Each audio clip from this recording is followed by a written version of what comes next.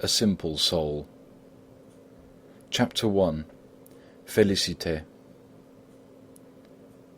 For half a century, the housewives of Pont-l'Évêque had envied Madame Aubain her servant Félicité. For 100 francs a year, she cooked and did the housework, washed, ironed, mended, harnessed the horse, fattened the poultry, made the butter, and remained faithful to her mistress, although the latter was by no means an agreeable person. Madame Aubain had married a comely youth without any money, who died in the beginning of 1809, leaving her with 2 young children and a number of debts. She sold all her property, excepting the farm of Touques and the farm of Jeffos, the income of which barely amounted to 5,000 francs. Then she left her house in Saint-Melaine and moved into a less pretentious one, which had belonged to her ancestors and stood back of the marketplace. This house, with its slate-covered roof, was built between a passageway and a narrow street that led to the river. The interior was so unevenly graded that it caused people to stumble. A narrow hall separated the kitchen from the parlour, where Madame Aubain sat all day in a straw armchair near the window. 8 mahogany chairs stood in a row against the white wainscoting. An old piano, standing beneath a barometer, was covered with a pyramid of old books and boxes. On either side of the yellow marble mantelpiece, in Louis XV style, stood a tapestry armchair. The clock represented a temple of Vesta, and the whole room smelled musty, as it was on a lower level than the garden. On the first floor was Madame's bedchamber, a large room papered in a flowered design and containing a portrait of Monsieur dressed in the costume of a dandy. It communicated with a smaller room in which there were 2 little cribs without any mattresses. Next came the parlour, always closed, filled with furniture covered with sheets. Then a hall which led to the study, where books and papers were piled on the shelves of a bookcase that enclosed 3/4 of the big black desk. 2 panels were entirely hidden under pen and ink sketches, gouache landscapes and Audran engravings, relics of better times and vanished luxury. On the second floor, a garret window lighted Félicité's room, which looked out upon the meadows. She arose at daybreak in order to attend Mass, and she worked without interruption until night. Then, when dinner was over, the dishes cleared away and the door securely locked, she would bury the log under the ashes and fall asleep in front of the hearth, with a rosary in her hand. Nobody could bargain with greater obstinacy, and as for cleanliness, the lustre on her brass saucepans was the envy and despair of other servants.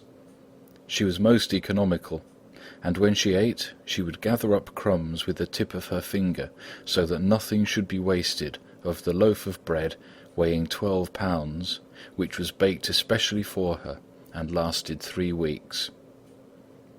Summer and winter she wore a dimity kerchief fastened in the back with a pin, a cap which concealed her hair, a red skirt, grey stockings, and an apron with a bib like those worn by hospital nurses. Her face was thin, and her voice shrill. When she was 25, she looked 40. After she'd passed 50, nobody could tell her age. Erect and silent always, she resembled a wooden figure working automatically. Chapter 2. The Heroine. Like every other woman, she had had an affair of the heart. Her father, who was a mason, was killed by falling from a scaffolding. Then her mother died, and her sisters went their separate ways. A farmer took her in, and while she was quite small, let her keep cows in the fields. She was clad in miserable rags, beaten for the slightest offence, and finally dismissed for a theft of 30 sous which she did not commit. She took service on another farm where she tended the poultry, and as she was well thought of by her master, her fellow workers soon grew jealous. One evening in August, she was then 18 years old, they persuaded her to accompany them to the fair at Colleville. She was immediately dazzled by the noise, the lights in the trees, the brightness of the dresses, the laces and gold crosses, and the crowd of people all hopping at the same time. She was standing modestly at a distance, when presently a young man of well-to-do appearance, who'd been leaning on the pole of a wagon and smoking his pipe, approached her and asked her for a dance. He treated her to cider and cake, bought her a silk shawl, and then, thinking she had guessed his purpose, offered to see her home. When they came to the end of a field, he threw her down brutally, but she grew frightened and screamed, and he walked off. One evening, on the road leading to Beaumont, she came upon a wagon loaded with hay, and when she overtook it, she recognized Théodore. He greeted her calmly and asked her to forget what had happened between them, as it was all the fault of the drink.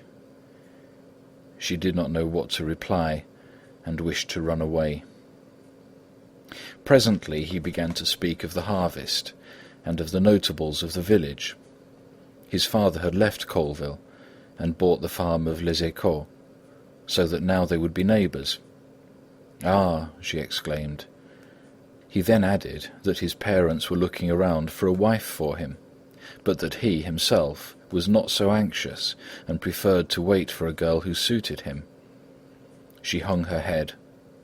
He then asked her whether she had ever thought of marrying. She replied smilingly that it was wrong of him to make fun of her. "Oh, no, I'm in earnest," he said, and put his left arm around her waist while they sauntered along. The air was soft, the stars were bright, and the huge load of hay oscillated in front of them, drawn by 4 horses, whose ponderous hooves raised clouds of dust. Without a word from their driver, they turned to the right. He kissed her again, and she went home. The following week, Théodore obtained meetings. They met in yards, behind walls, or under isolated trees. She was not ignorant, as girls of well-to-do families are, for the animals had instructed her, but her reason and her instinct of honour kept her from falling. Her resistance exasperated Théodore's love, and so in order to satisfy it, or perchance ingeniously, he offered to marry her. She would not believe him at first, so he made solemn promises. But in a short time he mentioned a difficulty. The previous year his parents had purchased a substitute for him, but any day he might be drafted, and the prospect of serving in the army alarmed him greatly. To Félicité, this cowardice appeared a proof of his love for her, and her devotion to him grew stronger. When she met him, he would torture her with his fears and his entreaties. At last, he announced that he was going to the prefect himself for information, and would let her know everything on the following Sunday, between 11 o'clock and midnight. When the time drew near, she ran to meet her lover. But instead of Théodore, one of his friends was at the meeting place. He informed her that she would never see her sweetheart again, for, in order to escape the conscription, he had married a rich old woman, Madame Le Houssaye of Touques. The poor girl's sorrow was frightful. She threw herself on the ground, she cried and called on the Lord, and wandered around desolately until sunrise. Then she went back to the farm, declared her intention of leaving, and at the end of the month, after she had received her wages, she packed all her belongings in a handkerchief and started for Pont-l'Évêque. In front of the inn, she met a woman wearing a widow's weeds, and upon questioning her, learned that she was looking for a cook. The girl did not know very much, but appeared so willing and so modest in her requirements that Madame Aubain finally said, "Very well, I will give you a trial." And half an hour later, Félicité was installed in her house. At first, she lived in a constant anxiety that was caused by the style of the household and the memory of Monsieur, that hovered over everything. Paul and Virginia, the one aged 7 and the other barely 4, seemed made of some precious material. She carried them piggyback and was greatly mortified when Madame Aubain forbade her to kiss them every other minute. But in spite of all this, she was happy. The comfort of her new surroundings had obliterated her sadness. Every Thursday, friends of Madame Aubain dropped in for a game of cards, and it was Félicité's duty to prepare the table and heat the foot-warmers. They arrived at exactly 8 o'clock and departed before 11. Every Monday morning, the dealer in second-hand goods, who lived under the alleyway, spread out his wares on the sidewalk. Then the city would be filled with a buzzing of voices in which the neighing of horses, the bleating of lambs, the grunting of pigs could be distinguished, mingled with the sharp sound of wheels on the cobblestones. About 12 o'clock, when the market was in full swing, there appeared at the front door a tall, middle-aged peasant, with a hooked nose and a cap on the back of his head. It was Robelin, the farmer of Jeffosse. Shortly afterwards came Liébard, the farmer of Touques, short, rotund, and ruddy, wearing a grey jacket and spurred boots. Both men brought their landlady either chickens or cheese. Félicité would invariably thwart their ruses, and they held her in great respect. At various times, Madame Aubain received a visit from the Marquis de Grémonville, one of her uncles, who was ruined and lived at Falaise on the remainder of his estates. He always came at dinner-time and brought an ugly poodle with him, whose paws soiled the furniture. In spite of his efforts to appear a man of breeding, he even went so far as to raise his hat every time he said, "My deceased father," his habits got the better of him, and he would fill his glass a little too often and relate broad stories. Félicité would show him out very politely and say, "You have had enough for this time, Monsieur de Grémonville, hoping to see you again," and would close the door. She opened it gladly for Monsieur Bourret, a retired lawyer. His bald head and white cravat, the ruffling of his shirt, his flowing brown coat, the manner in which he took his snuff, his whole person, in fact, produced in her the kind of awe which we feel when we see extraordinary persons. As he managed Madame's estates, he spent hours with her in Monsieur's study. He was in constant fear of being compromised, had a great regard for the magistracy, and some pretensions to learning. In order to facilitate the children's studies, he presented them with an engraved geography, which presented various scenes of the world: cannibals with feather headdresses, a gorilla kidnapping a young girl, Arabs in the desert, a whale being harpooned, etc. Paul explained the pictures to Félicité, and in fact, this was her only literary education. The children's studies were under the direction of a poor devil employed at the town hall, who sharpened his pocket-knife on his boots and was famous for his penmanship. When the weather was fine, they went to Jeffosse. The house was built in the centre of the sloping yard, and the sea looked like a grey spot in the distance. Félicité would take slices of cold meat from the lunch-basket, and they would sit down and eat in a room next to the dairy. This room was all that remained of a cottage that had been torn down. The dilapidated wallpaper trembled in the draughts. Madame Aubain, overwhelmed by recollections, would hang her head, while the children were afraid to open their mouths. Then, "Why don't you go and play?" their mother would say, and they would scamper off. Paul would go to the old barn, catch birds, throw stones into the pond, or pound the trunks of the trees with a stick till they resounded like drums. Virginia would feed the rabbits and run to pick the wild flowers in the fields, and her flying legs would disclose her little embroidered pantalettes. One autumn evening they struck out for home through the meadows. The new moon illumined part of the sky, and a mist hovered like a veil over the sinuosities of the river. Oxen, lying in the pastures, gazed mildly at the passing persons. In the third field, however, several of them got up and surrounded them. "Don't be afraid," cried Félicité, and murmuring a sort of lament, she passed her hand over the back of the nearest ox. He turned away, and the others followed. But when they came to the next pasture, they heard frightful bellowing. It was a bull, which was hidden from them by the fog. He advanced towards the two women, and Madame Aubain prepared to flee for her life.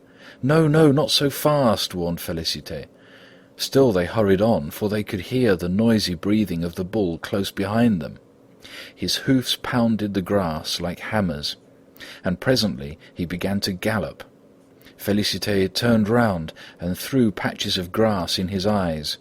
He hung his head, shook his horns, and bellowed with fury. Madame Aubain and the children, huddled at the end of the field, were trying to jump over the ditch. Félicité continued to back before the bull, blinding him with dirt, while she shouted to them to make haste. Madame Aubain finally slid into the ditch, after shoving first Virginia and then Paul into it, and though she stumbled several times, she managed, by dint of courage, to climb the other side of it. The bull had driven Félicité up against a fence. The foam from his muzzle flew in her face, and in another minute he would have disembowelled her. She had just time to slip between two bars, and the huge animal, thwarted, paused. For years this occurrence was a topic of conversation in Pont-l'Évêque, but Félicité took no credit to herself, and probably never knew that she had been heroic. Virginia occupied her thoughts solely, for the shock she had sustained gave her a nervous affection, and the physician, M. Poupart, prescribed the salt-water bathing at Trouville. In those days Trouville was not greatly patronized. Madame Aubain gathered information, consulted Bouret, and made preparations as if they were going on an extended trip. The baggage was sent the day before in Liébard's cart. On the following morning he brought around 2 horses, one of which had a woman's saddle with a velveteen back to it, while on the crupper of the other was a rolled shawl that was to be used for a seat. Madame Aubain mounted the second horse, behind Liébard. Félicité took charge of the little girl, and Paul rode Monsieur Le Chapetois' donkey, which had been lent for the occasion on the condition that they should be careful of it. The road was so bad that it took 2 hours to cover the 8 miles. The 2 horses sank knee-deep into the mud and stumbled into ditches. Sometimes they had to jump over them. In certain places, Liébard's mare stopped abruptly. He waited patiently till she started again, and talked of the people whose estates bordered the road, adding his own moral reflections to the outline of their histories. Thus, when they were passing through Touques, and came to some windows draped with nasturtiums, he shrugged his shoulders and said, "There's a woman, Madame Lahoussaye, who, instead of taking a young man—" Félicité could not catch what followed. The horses began to trot, the donkey to gallop, and they turned into a lane. Then a gate swung open. 2 farmhands appeared, and they all dismounted at the very threshold of the farmhouse. Mother Liébard, when she caught sight of her mistress, was lavish with joyful demonstrations. She got up a lunch which comprised a leg of mutton, tripe, sausages, a chicken fricassee, sweet cider, a fruit tart, and some preserved prunes. Then, to all this, the good woman added polite remarks about Madame, who appeared to be in better health, Mademoiselle, who had grown to be superb, and Paul, who had become singularly sturdy. She spoke also of their deceased grandparents, whom the Liébard had known, for they had been in the service of the family for several generations. Like its owners, the farm had an ancient appearance. The beams of the ceiling were mouldy, the walls black with smoke, and the windows grey with dust. The oak sideboard was filled with all sorts of utensils, plates, pitchers, tin bowls, wolf traps. The children laughed when they saw a huge syringe. There was not a tree in the yard that did not have mushrooms growing round its foot, or a bunch of mistletoe hanging in its branches. Several of the trees had been blown down, but they'd started to grow in the middle, and all were laden with quantities of apples. The thatched roofs, which were of unequal thickness, looked like brown velvet, and could resist the fiercest gales. But the wagon shed was fast crumbling to ruins. Madame Aubain said that she would attend to it, and then gave orders to have the horses saddled. It took another 30 minutes to reach Trouville. The little caravan dismounted in order to pass Les Écores, a cliff that overhangs the bay, and a few minutes later, at the end of the dock, they entered the yard of the Golden Lamb, an inn kept by Mother David. During the first few days, Virginia felt stronger, owing to the change of air and the action of the sea baths. She took them in her little chemise, as she had no bathing suit, and afterwards her nurse dressed her in the cabin of a customs officer, which was used for that purpose by other bathers. In the afternoon they would take the donkey and go to the Roche Noire, near Hennequeville. The path led at first through undulating grounds, and thence to a plateau, where pastures and tilled fields alternated.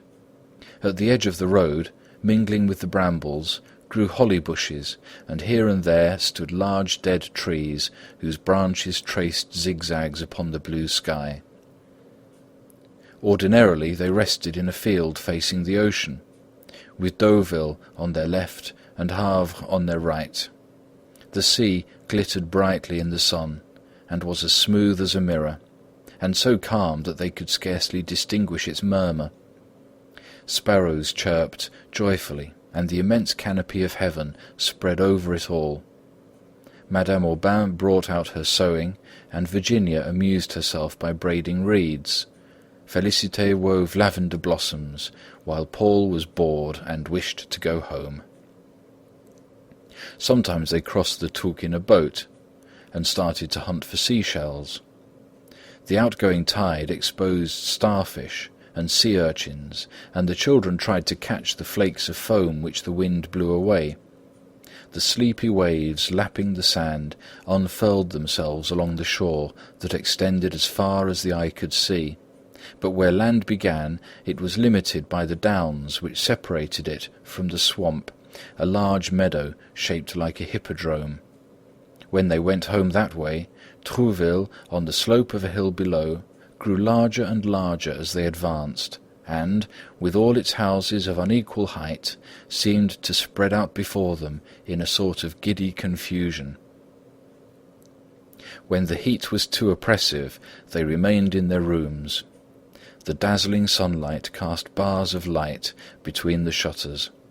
Not a sound in the village, not a soul on the sidewalk. This silence intensified the tranquillity of everything. In the distance the hammers of some caulkers pounded the hull of a ship, and the sultry breeze brought them an odour of tar. The principal diversion consisted in watching the return of the fishing smacks. As soon as they passed the beacons, they began to ply to windward.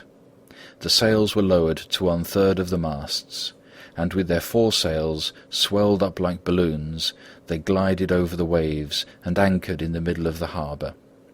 Then they crept up alongside of the dock, and the sailors threw the quivering fish over the side of the boat. A line of carts was waiting for them, and women with white caps sprang forward to receive the baskets and embrace their menfolk. One day one of them spoke to Félicité, who, after a little while, returned to the house gleefully. She had found one of her sisters, and presently Nastasie Barrette, wife of Leroux, made her appearance, holding an infant in her arms, another child by the hand, while on her left was a little cabin boy, with his hands in his pockets and his cap on his ear. At the end of 15 minutes, Madame Aubain bade her go. They always hung around the kitchen, or approached Félicité when she and the children were out walking. The husband, however, did not show himself. Félicité developed a great fondness for them. She bought them a stove, some shirts and a blanket. It was evident that they exploited her. Her foolishness annoyed Madame Aubain, who, moreover, did not like the nephew's familiarity, for he called her son thou, and, as Virginia began to cough and the season was over, she decided to return to Pont-l'Évêque. Monsieur Bourret assisted her in the choice of a college. The one at Caen was considered the best, so Paul was sent away and bravely said goodbye to them all, for he was glad to go to live in a house where he would have boy companions. Madame Aubain resigned herself to the separation from her son, because it was unavoidable. Virginia brooded less and less over it. Félicité regretted the noise he made, but soon a new occupation diverted her mind. Beginning from Christmas, she accompanied the little girl to her catechism lesson every day. End of Chapter 2. Chapter 3. Death. After she had made a curtsy at the threshold, she would walk up the aisle between the double lines of chairs, open Madame Aubain's pew, sit down and look around. Girls and boys, the former on the right, the latter on the left-hand side of the church, filled the stalls of the choir. The priest stood beside the reading desk. On one stained window of the side aisle, the Holy Ghost hovered over the Virgin. On another side, Mary knelt before the child Jesus, and behind the altar, a wooden group represented St. Michael felling the dragon. The priest first read a condensed lesson of sacred history. Félicité evoked paradise, the flood, the Tower of Babel, the blazing cities, the dying nations, the shattered idols. And out of this she developed a great respect for the Almighty and a great fear of His wrath. Then, when she listened to the Passion, she wept. Why had they crucified Him who loved little children, nourished the people, made the blind see, and who, out of humility, had wished to be born among the poor in a stable?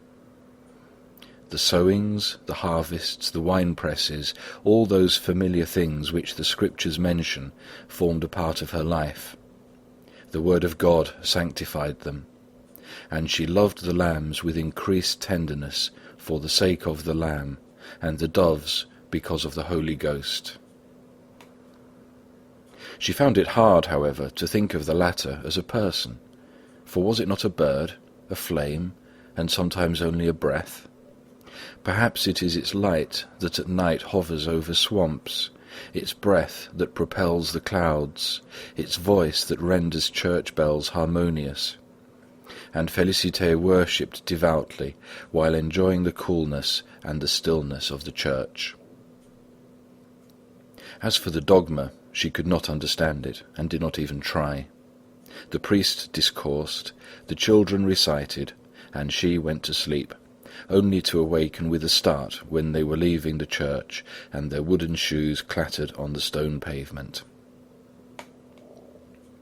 In this way she learned her catechism, her religious education having been neglected in her youth, and thenceforth she imitated all Virginia's religious practices, fasted when she did, and went to confession with her. At the Corpus Christi Day they both decorated an altar. She worried in advance over Virginia's first communion. She fussed about the shoes, the rosary, the book, and the gloves. With what nervousness she helped the mother dress the child. During the entire ceremony she felt anguished. Monsieur Bourret hid part of the choir from view, but directly in front of her, the flock of maidens, wearing white wreaths over their lowered veils, formed a snow-white field, and she recognized her darling by the slenderness of her neck and her devout attitude. The bell tinkled. All the heads bent, and there was a silence. Then, at the peals of the organ, the singers and the worshippers struck up the Agnus Dei. The boys' procession began. Behind them came the girls.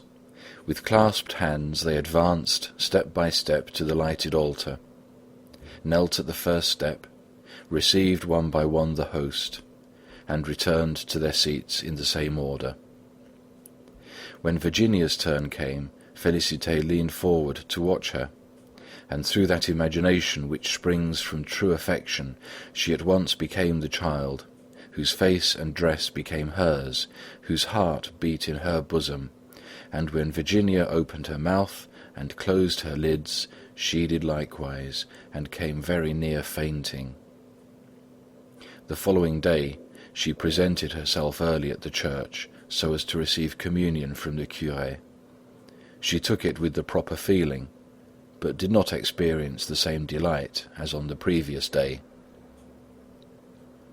Madame Aubain wished to make an accomplished girl of her daughter, and as Guyot could not teach English nor music, she decided to send her to the Ursulines at Honfleur. The child made no objection, but Félicité sighed and thought Madame was heartless. Then she thought that perhaps her mistress was right, as these things were beyond her sphere. Finally, one day, an old fiacre stopped in front of the door, and a nun stepped out. Félicité put Virginia's luggage on top of the carriage, gave the coachman some instructions, and smuggled 6 jars of jam, a dozen pears, and a bunch of violets under the seat. At the last minute, Virginia had a fit of sobbing. She embraced her mother again and again, while the latter kissed her on her forehead and said, "Now be brave, be brave." The step was pulled up and the fiacre rumbled off. Then Madame Aubain had a fainting spell, and that evening all her friends, including the 2 Lormeaux, Madame de Chaptois, the ladies Rochefeuille, Messieurs de Houpville and Bourret, called on her and tendered their sympathy. At first the separation proved very painful to her, but her daughter wrote her 3 times a week, and the other days she herself wrote to Virginia. Then she walked in the garden, read a little, and in this way managed to fill out the emptiness of the hours. Each morning, out of habit, Félicité entered Virginia's room and gazed at the walls. She missed combing her hair, lacing her shoes, tucking her in her bed, and the bright face and little hand when they used to go out for a walk. In order to occupy herself, she tried to make lace, but her clumsy fingers broke the threads. She had no heart for anything, lost her sleep, and wasted away, as she put it. In order to have some distraction, she asked leave to receive the visits of her nephew Victor. He would come on Sunday after church, with ruddy cheeks and bared chest, bringing with him the scent of the country. She would set the table, and they would sit down opposite each other and eat their dinner. She ate as little as possible herself, to avoid any extra expense, but would stuff him so with food that he would finally go to sleep. At the first stroke of vespers, she would wake him, brush his trousers, tie his cravat, and walk to church with him, leaning on his arm with maternal pride. His parents always told him to get something out of her, either a package of brown sugar, or soap, or brandy, and sometimes even money.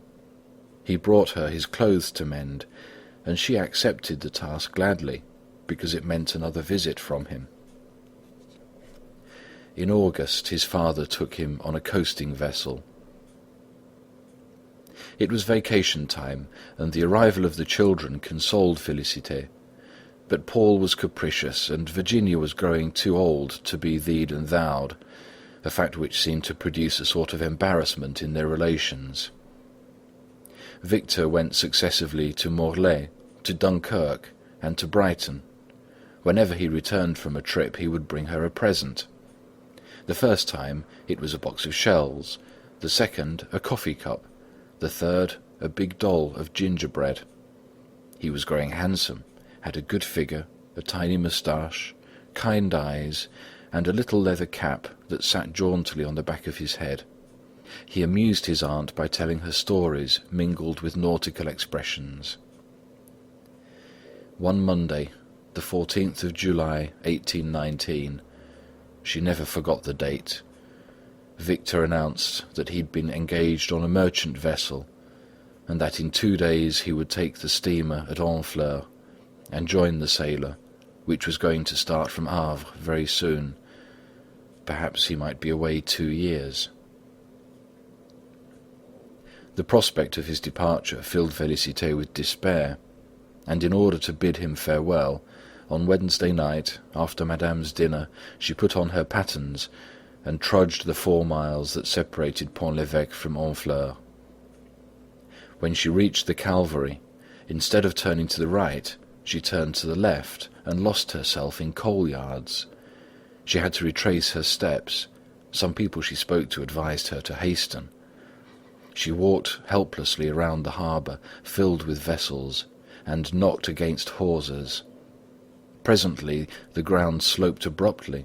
Lights flitted to and fro, and she thought all at once that she'd gone mad when she saw some horses in the sky. Others, on the edge of the dock, neighed at the sight of the ocean.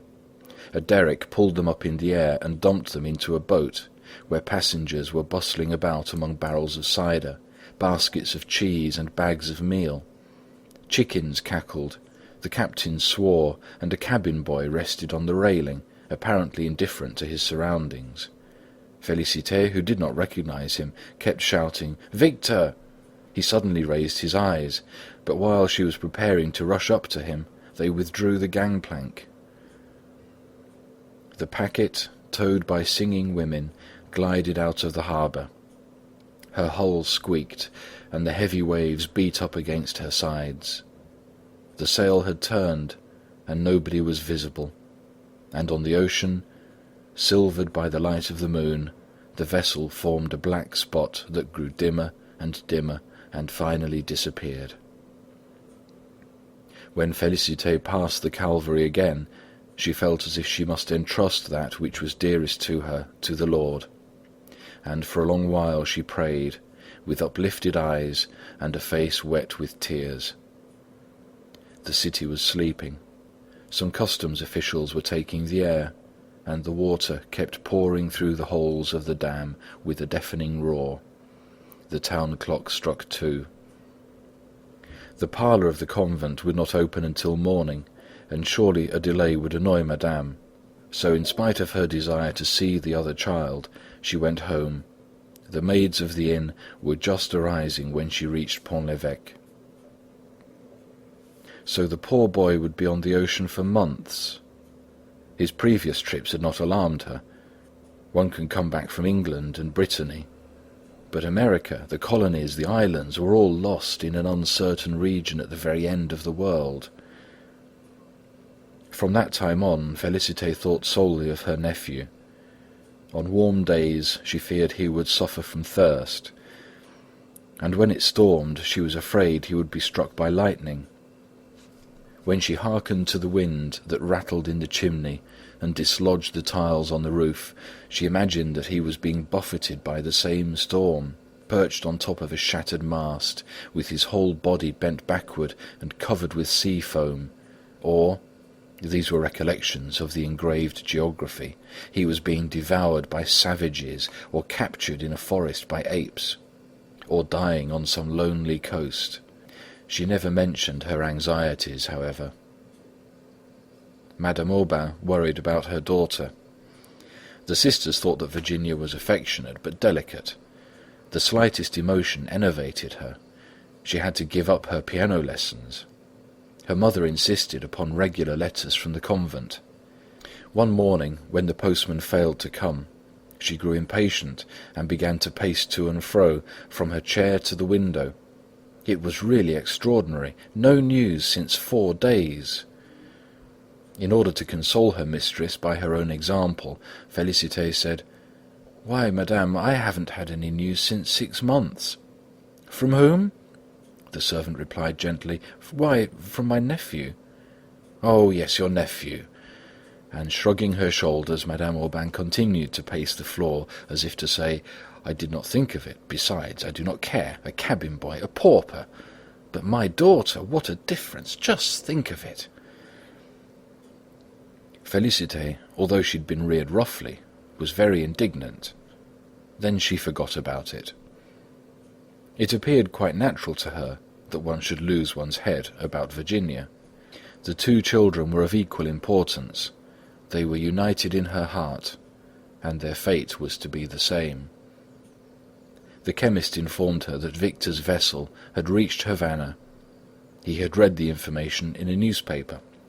Félicité imagined that Havana was a place where people did nothing but smoke, and that Victor walked around among Negroes in a cloud of tobacco. Could a person, in case of need, return by land? How far was it from Pont-l'Évêque? In order to learn these things, she questioned Monsieur Bouret. He reached for his map and began some explanations concerning longitudes, and smiled with superiority at Félicité's bewilderment. At last he took his pencil and pointed out an imperceptible black point in the scallops of an oval blotch, adding, "There it is." She bent over the map. The maze of coloured lines hurt her eyes without enlightening her, and when Bouret asked her what puzzled her, she requested him to show her the house Victor lived in. Bouret threw up his hands, sneezed, and then laughed uproariously. Such ignorance delighted his soul. But Félicité failed to understand the cause of his mirth, she whose intelligence was so limited that she perhaps expected to see even the picture of her nephew. It was 2 weeks later that Liébard came into the kitchen at market time and handed her a letter from her brother-in-law. As neither of them could read, she called upon her mistress. Madame Aubain, who was counting the stitches of her knitting, laid her work down beside her, opened the letter, started, and in a low tone and with a searching look said, "They tell you of a misfortune. Your nephew, he had died." The letter told nothing more. Félicité dropped on a chair, leaned her head against the back, and closed her lids. Presently they grew pink. Then, with drooping head, inert hands, and staring eyes, she repeated at intervals, "Poor little chap! Poor little chap!" Liébard watched her and sighed. Madame Aubain was trembling. She proposed to the girl to go to see her sister in Trouville. With a single motion, Félicité replied that it was not necessary. There was a silence. Old Liébard thought it about time for him to take leave. Then Félicité uttered, "They have no sympathy. They do not care." Her head fell forward again, and from time to time, mechanically, she toyed with the long knitting needles on the work table. Some women passed through the yard with a basket of wet clothes. When she saw them through the window, she suddenly remembered her own wash, as she had soaked it the day before. She must go and rinse it now, so she arose and left the room. Her tub and her board were on the bank of the Touques. She threw a heap of clothes on the ground, rolled up her sleeves and grasped her bat. And her loud pounding could be heard in the neighbouring gardens. The meadows were empty, the breeze wrinkled the stream, at the bottom of which were long grasses that looked like the hair of corpses floating in the water. She restrained her sorrow and was very brave until night, but when she had gone to her own room, she gave way to it, burying her face in the pillow and pressing her 2 fists against her temples. A long while afterward, she learned through Victor's captain the circumstances which surrounded his death. At the hospital they had bled him too much, treating him for yellow fever. 4 doctors held him at one time. He died almost instantly, and the chief surgeon had said, "Here goes another one." His parents had always treated him barbarously. She preferred not to see them again, and they made no advances, either from forgetfulness or out of innate hardness. Virginia was growing weaker. A cough, continual fever, oppressive breathing, and spots on her cheeks indicated some serious trouble.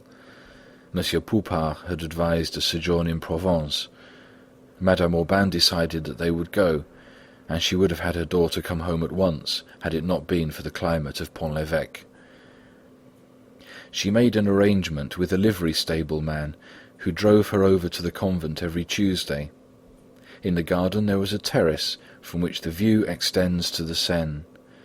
Virginia walked in it, leaning on her mother's arm and treading the dead vine leaves. Sometimes the sun, shining through the clouds, made her blink her lids when she gazed at the sails in the distance, and let her eyes roam over the horizon from the château of Tancarville to the lighthouses of Havre. Then they rested in the arbour. Her mother had bought a little cask of fine Malaga wine, and Virginia, laughing at the idea of becoming intoxicated, would drink a few drops of it, but never more. Her strength returned. Autumn passed. Félicité began to reassure Madame Aubain, but one evening, when she returned home after an errand, she met Monsieur Poupart's coach in front of the door. Monsieur Poupart himself was standing in the vestibule, and Madame Aubain was tying the strings of her bonnet. "Give me my foot warmer, my purse, and my gloves, and be quick about it," she said. Virginia had congestion of the lungs. Perhaps it was desperate. "Not yet," said the physician, and both got into the carriage, while the snow fell in thick flakes. It was almost night, and very cold. Félicité rushed to the church to light a candle. Then she ran after the coach, which she overtook after an hour's chase, sprang up behind, and held on to the straps. But suddenly a thought crossed her mind. The yard had been left open. Supposing that burglars got in? And down she jumped. The next morning, at daybreak, she called at the doctor's. He had been home, but had left again. Then she waited at the inn, thinking that strangers might bring her a letter. At last, at daylight, she took the diligence for Lisieux. The convent was at the end of a steep and narrow street. When she arrived about at the middle of it, she heard strange noises and a funeral knell. It must be for someone else, thought she, and she pulled the knocker violently. After several minutes had elapsed, she heard footsteps. The door was half opened, and a nun appeared. The good sister, with an air of compunction, told her that she had just passed away, and at the same time the tolling of St. Leonard's increased. Félicité reached the second floor. Already at the threshold she caught sight of Virginia lying on her back, with clasped hands, her mouth open and her head thrown back, beneath a black crucifix inclined toward her, and stiff curtains which were less white than her face. Madame Aubain lay at the foot of the couch, clasping it with her arms and uttering groans of agony.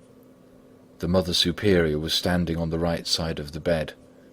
The 3 candles on the bureau made red blurs, and the windows were dimmed by the fog outside.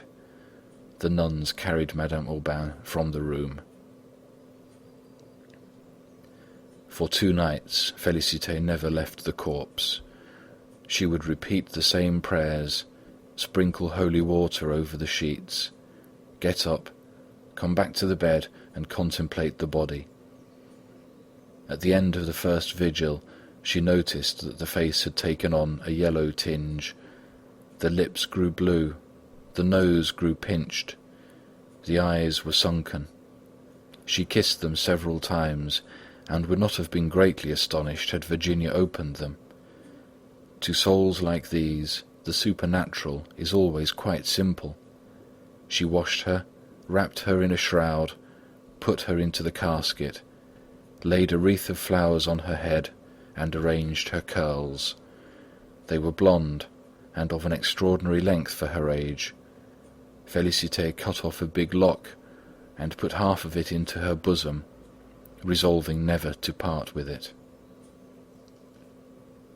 The body was taken to Pont-l'Évêque, according to Madame Aubin's wishes. She had followed the hearses in a closed carriage. After the ceremony, it took 3/4 of an hour to reach the cemetery. Paul, sobbing, headed the procession. Monsieur Bourret followed, and then came the principal inhabitants of the town, the women covered with black capes, and Félicité. The memory of her nephew, and the thought that she had not been able to render him these honours, made her doubly unhappy, and she felt as if he were being buried with Virginia. Madame Aubin's grief was uncontrollable.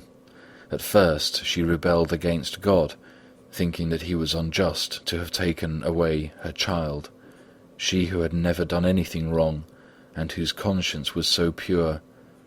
But no, she ought to have taken her south. Other doctors would have saved her. She accused herself, prayed to be able to join her child, and cried in the midst of her dreams. Of the latter, one more especially haunted her. Her husband, dressed like a sailor, had come back from a long voyage, and with tears in his eyes told her that he had received the order to take Virginia away. Then they both consulted about a hiding place. Once she came in from the garden, all upset. A moment before, and she showed the place, the father and daughter had appeared to her, one after the other. They did nothing but look at her. During several months she remained inert in her room. Félicité scolded her gently. She must keep up for her son, and also for the other one, for her memory. Her memory, replied Madame Aubin, as if she were just awakening. Oh, yes, yes, you do not forget her. This was an allusion to the cemetery, where she had been expressly forbidden to go. But Félicité went there every day. At 4 o'clock exactly she would go through the town, climb the hill, open the gate, and arrive at Virginia's tomb.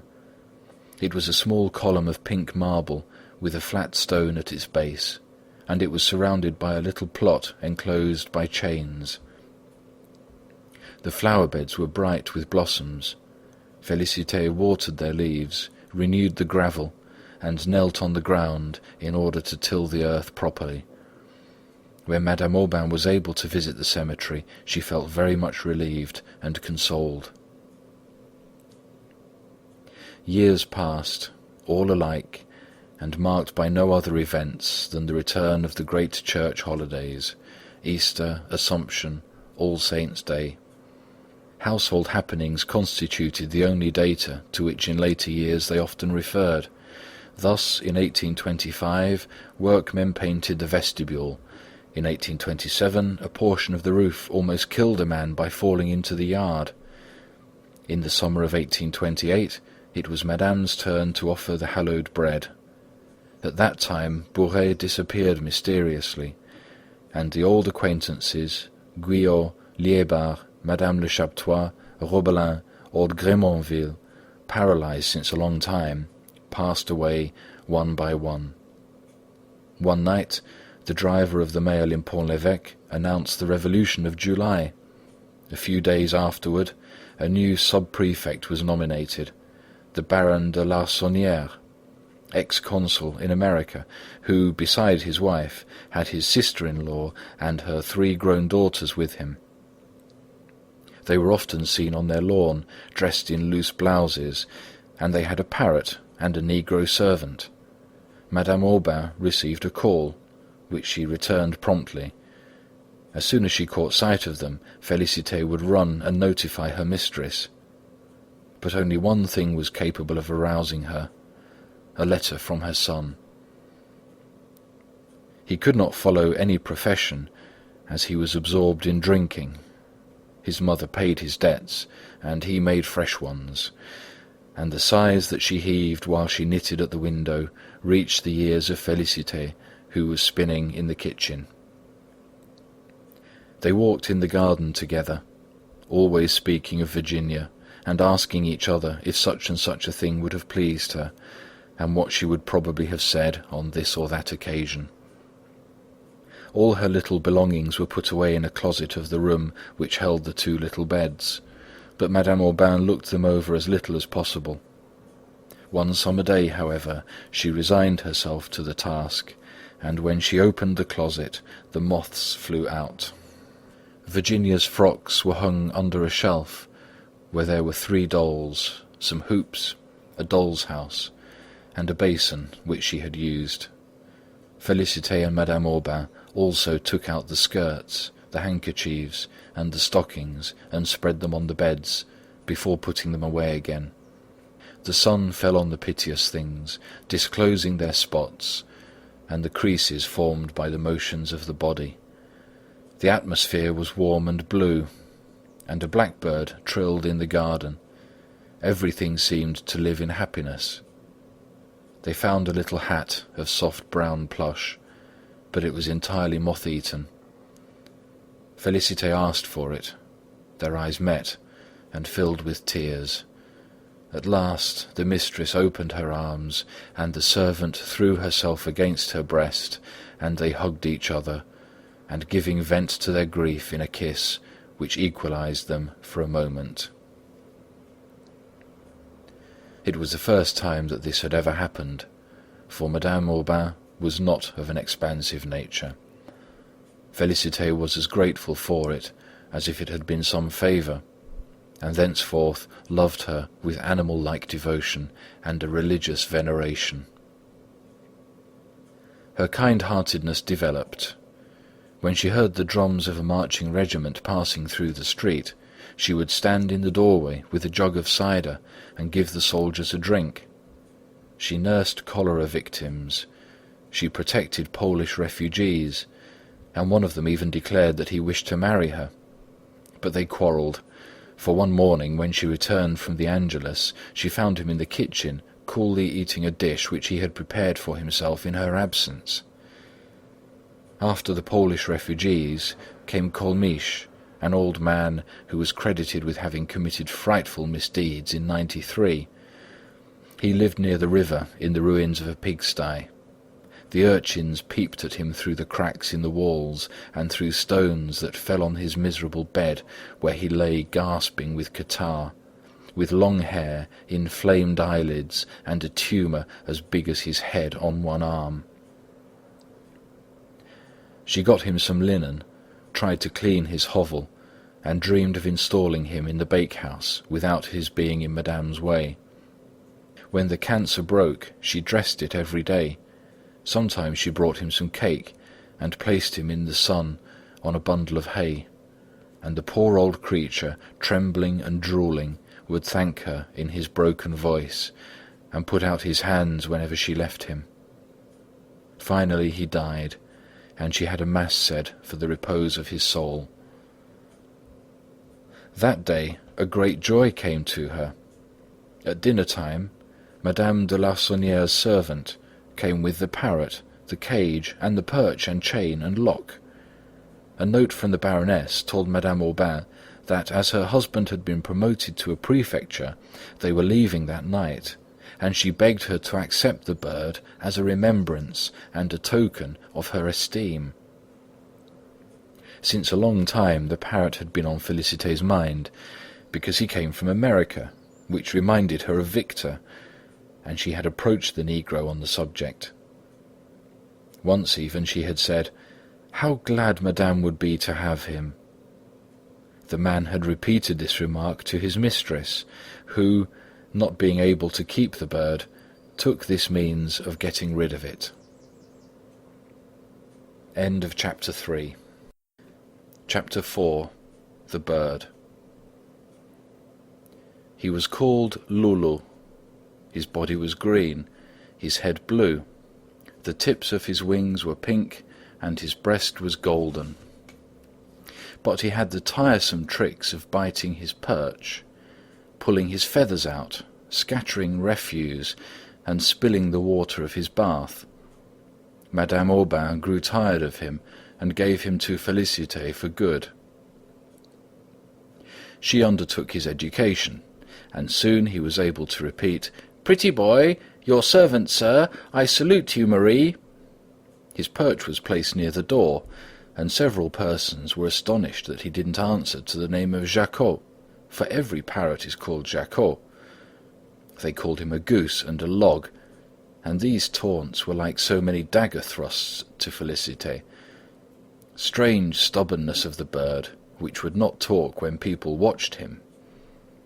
Nevertheless, he sought society, for on Sunday, when the ladies Rochefeuille, Monsieur de Houppeville, and the new habitués Onfroy, the chemist, Monsieur Varin, and Captain Mathieu dropped in for their game of cards, he struck the window panes with his wings, and made such a racket that it was impossible to talk. Bouret's face must have appeared very funny to Loulou. As soon as he saw him, he would begin to roar. His voice re-echoed in the yard, and the neighbours would come to the windows and begin to laugh too. And in order that the parrot might not see him, Monsieur Bouret edged along the wall, pushed his hat over his eyes to hide his profile, and entered by the garden door, and the looks he gave the bird lacked affection. Loulou, having thrust his head into the butcher boy's basket, received a slap, and from that time he always tried to nip his enemy.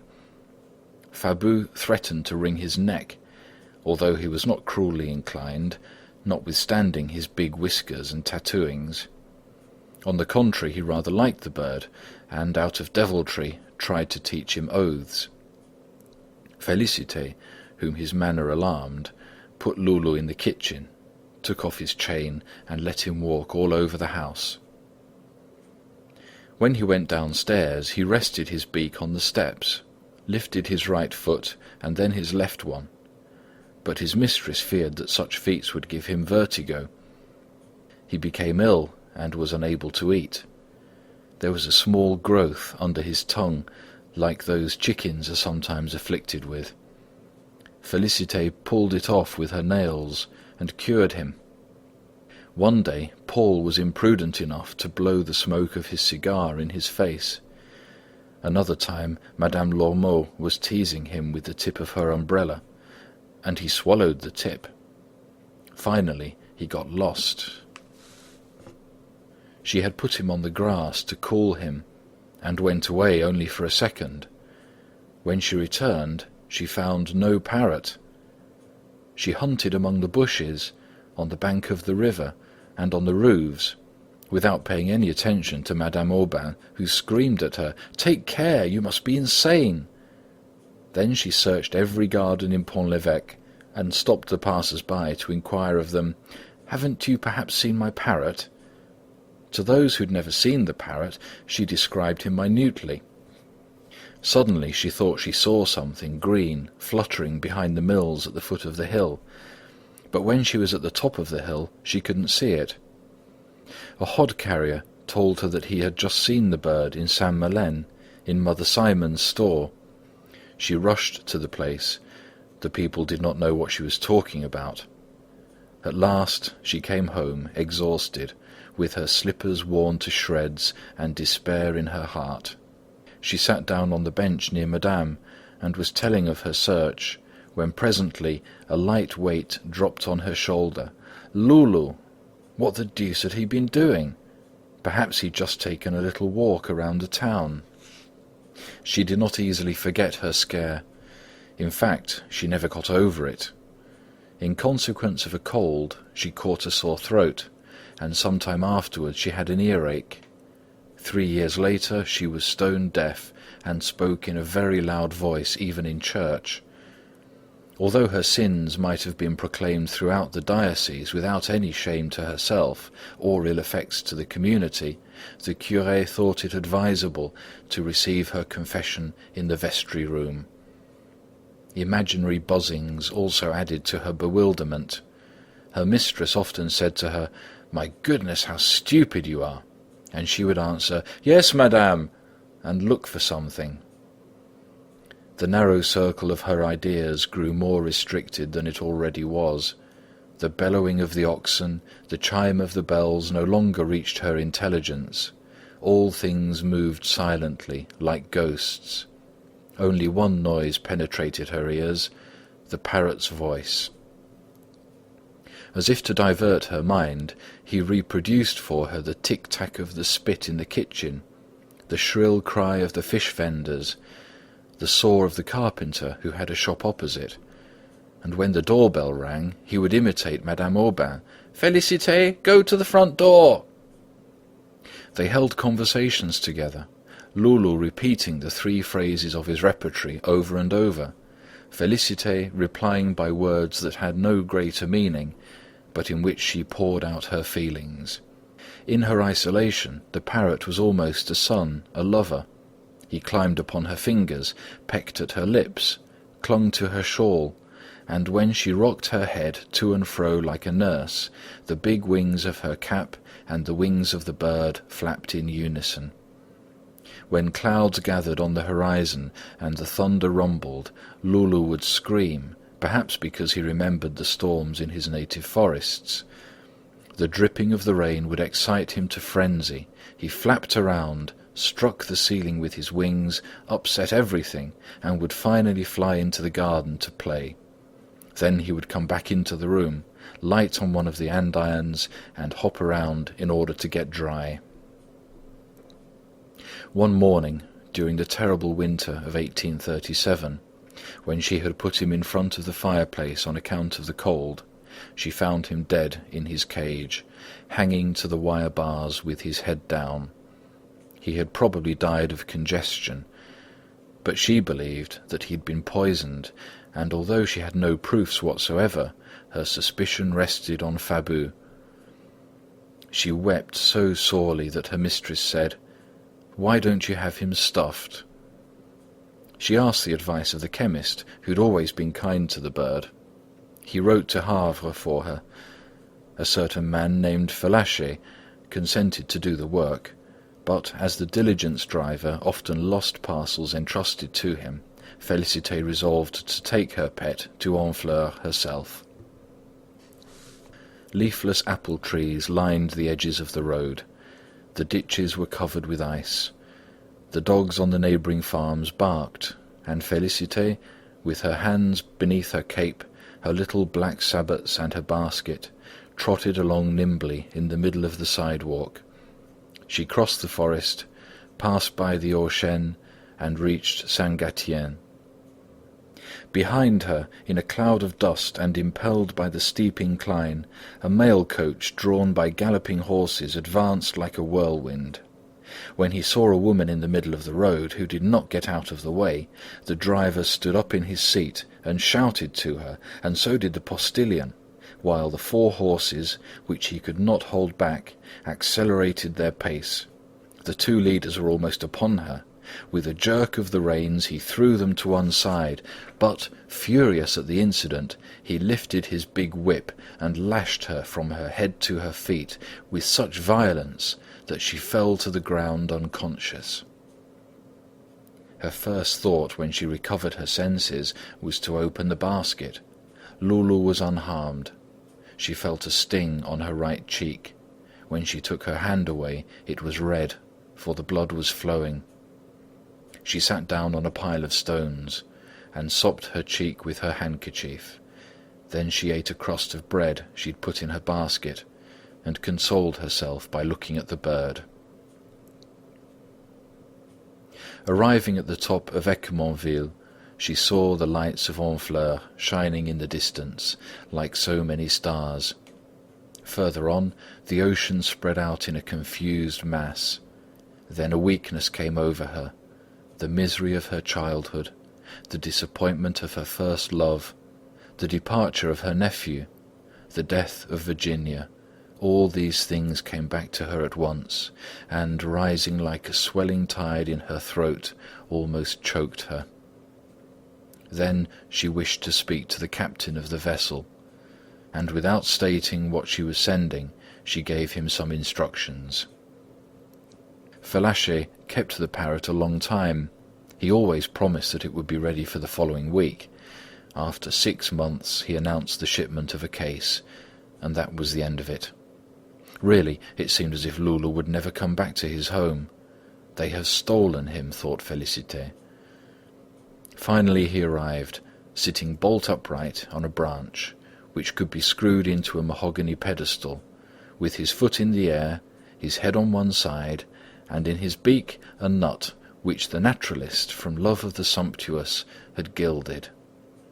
She put him in her room.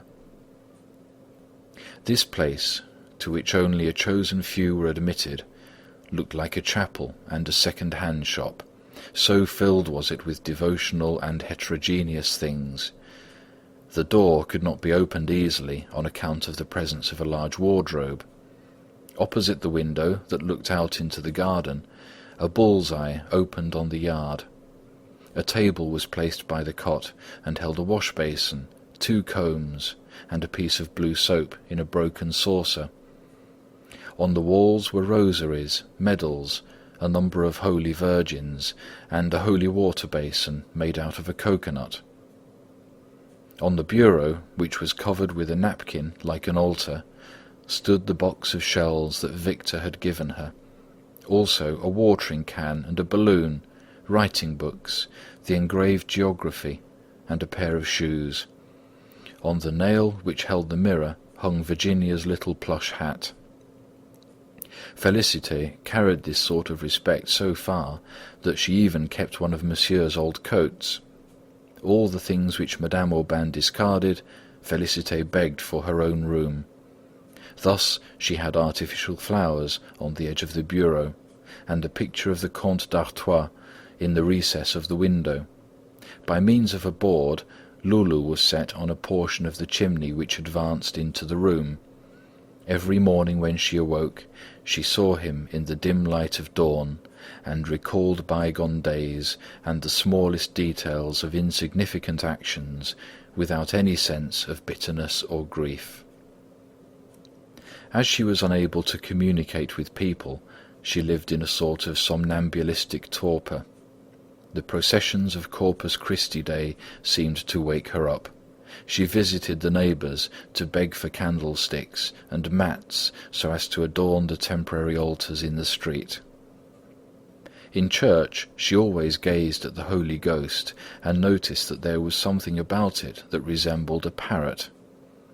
The likeness appeared even more striking on a coloured picture by Espinal, representing the baptism of our Saviour.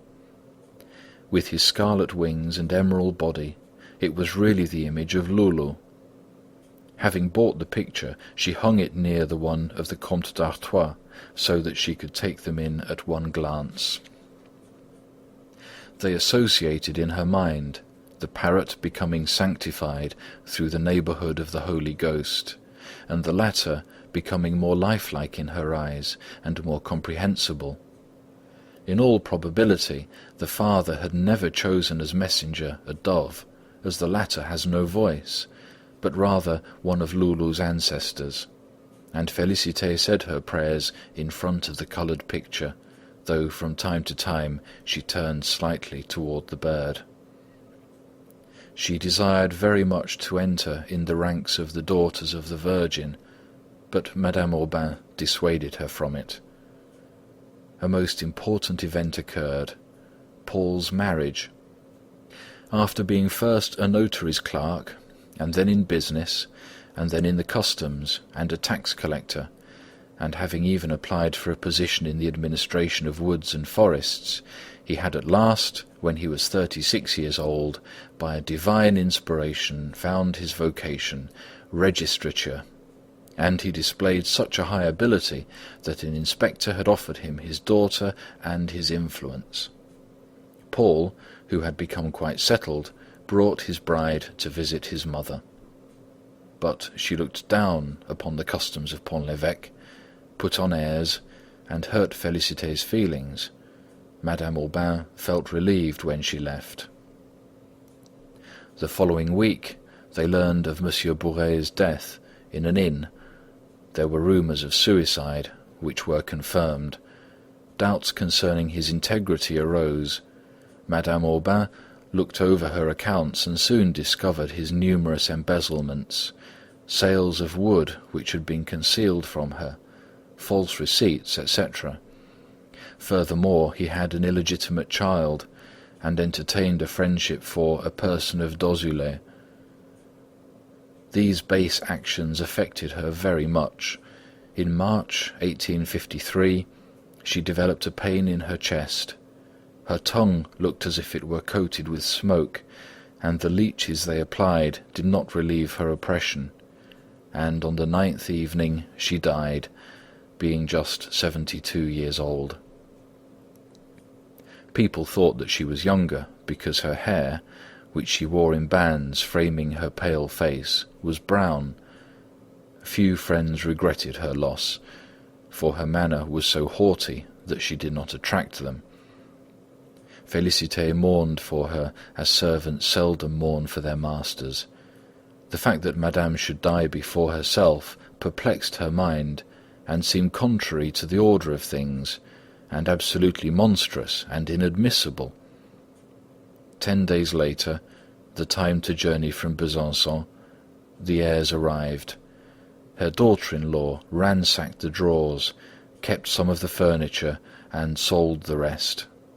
Then they went back to their own home. Madame's armchair, foot-warmer, work-table, the 8 chairs, everything was gone. The places occupied by the pictures formed yellow squares on the walls. They had taken the 2 little beds, and the wardrobe had been emptied of Virginia's belongings. Félicité went upstairs, overcome with grief. The following day a sign was posted on the door.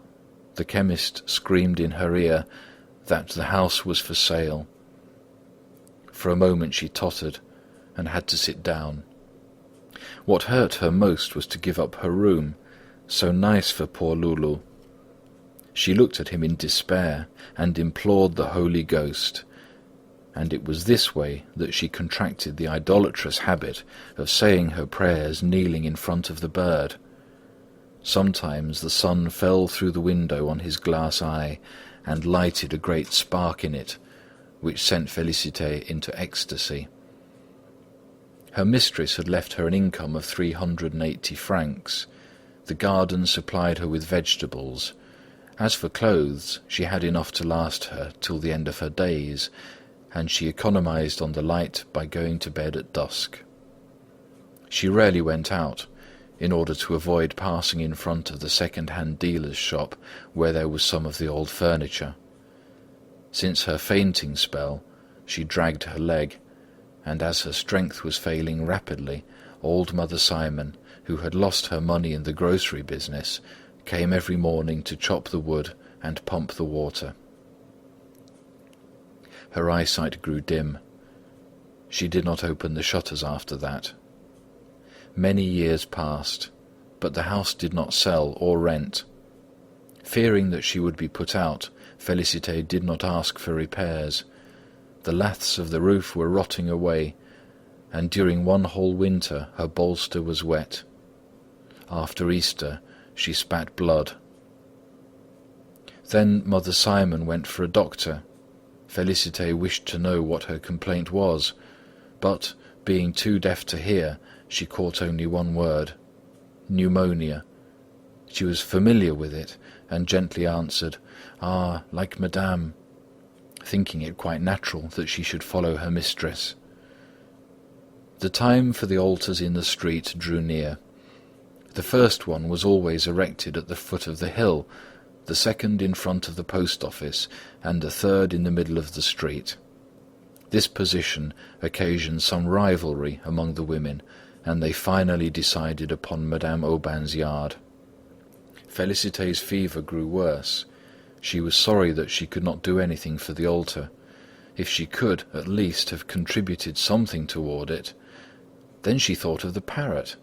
Her neighbours objected that it would not be proper, but the curé gave his consent, and she was so grateful for it that she begged him to accept after her death her only treasure, Loulou. From Tuesday until Saturday, the day before the event, she coughed more frequently.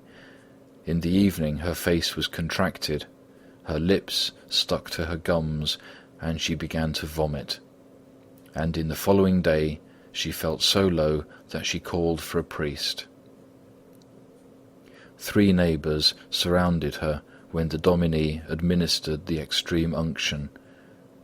Afterwards she said that she wished to speak to Fabu. He arrived in his Sunday clothes, very ill at ease among the funereal surroundings. "Forgive me," she said, making an effort to extend her arm.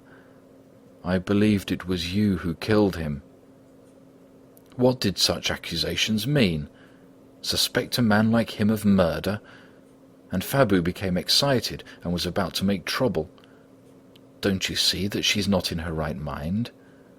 From time to time Félicité spoke to shadows. The women left her, and Mother Simon sat down to breakfast. A little later she took Loulou, and holding him up to Félicité, "Say goodbye to him now," she commanded. Although he was not a corpse, he was eaten up by worms. One of his wings was broken, and the wadding was coming out of his body. But Félicité was blind now, and she took him and laid him against her cheek. Then Mother Simon removed him in order to set him on the altar. Chapter 5. The Vision. The grass exhaled an odour of summer. Flies buzzed in the air, the sun shone on the river and warmed the slated roof. Old Mother Simon had returned to Félicité and was peacefully falling asleep. The ringing of bells woke her. The people were coming out of church. Félicité's delirium subsided. By thinking of the procession, she was able to see it as if she had taken part in it. All the school children, the singers and the firemen walked on the sidewalks, while in the middle of the street came first the custodian of the church with his halberd, then the beadle with a large cross, the teacher in charge of the boys, and a sister escorting the little girls. 3 of the smallest ones, with curly heads, threw rose leaves into the air. The deacon, with outstretched arms, conducted the music, and 2 incense-bearers turned with each step they took toward the Holy Sacrament, which was carried by Monsieur le Curé, attired in his handsome chasuble, and walking under a canopy of red velvet, supported by 4 men. A crowd of people followed, jammed between the walls of the houses, hung with white sheets. At last the procession arrived at the foot of the hill. A cold sweat broke out on Félicité's forehead. Mother Simon wiped it away with a cloth, saying inwardly that some day she would have to go through the same thing herself. The murmur of the crowd grew louder and was very distinct for a moment, and then died away. A volley of musketry shook the window panes. It was the postilions saluting the sacrament. Félicité rolled her eyes and said as loudly as she could, "Is he all right?" meaning the parrot. Her death agony began. A rattle that grew more and more rapid shook her body. Froth appeared at the corners of her mouth, and her whole frame trembled. In a little while could be heard the music of the bass horns, the clear voices of the children, and the men's deeper notes. At intervals all was still, and their shoes sounded like a herd of cattle passing over the grass. The clergy appeared in the yard. Mother Simon climbed on a chair to reach the bull's-eye, and in this manner could see the altar. It was covered with a lace cloth and draped with green wreaths. In the middle stood a little frame containing relics. At the corners were 2 little orange trees, and all along the edge were silver candlesticks, porcelain vases containing sunflowers, lilies, peonies, and tufts of hydrangeas. This mound of bright colours descended diagonally from the first floor to the carpet that covered the sidewalk. Rare objects arrested one's eye. A golden sugar bowl was crowned with violets. Earrings set with Alençon stones were displayed on green moss, and 2 Chinese screens with their bright landscapes were nearby. Lulu, hidden beneath roses, showed nothing but his blue head, which looked like a piece of lapis lazuli. The singers, the canopy bearers, and the children lined up against the sides of the yard. Slowly the priest ascended the steps and placed his shining sun on the lace cloth. Everybody knelt. There was deep silence, and the censers, slipping on their chains, were swung high in the air. A blue vapour rose in Félicité's room. She opened her nostrils and inhaled it with a mystic sensuousness. Then she closed her lids.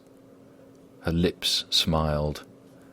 The beats of her heart grew fainter and fainter, and vaguer, like a fountain giving out, like an echo dying away.